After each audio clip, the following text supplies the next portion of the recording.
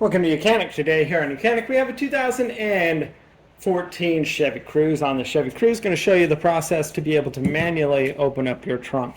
So this trunk has an electronic actuator here. You tap the button and it will pop up, as well as your key fob. I'm going to say either of those don't work because this electronic component has worn out. There is a manual way to do it.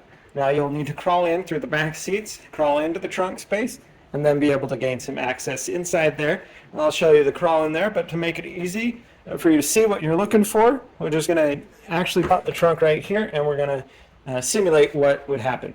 All right, so when the trunk closes, it activates this little unit right here when it hits the bar down at the bottom, right? So that's what locks your trunk, and your trunk is closed, okay? Now, we need to release that manually because, say, this electronic component has broken down. Now you can take a screwdriver, a decent flat one, unless you have the perfect square tool to put in there.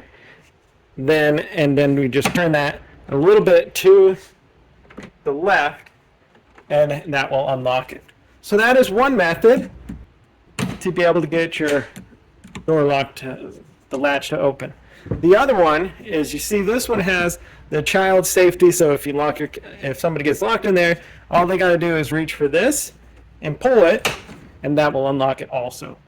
And this glows in the dark inside the trunk, so it's fairly easy to find and a way to open that up and get in there. So now I will go through from the inside, close the trunk from the inside, show you what we do to be able to open it up.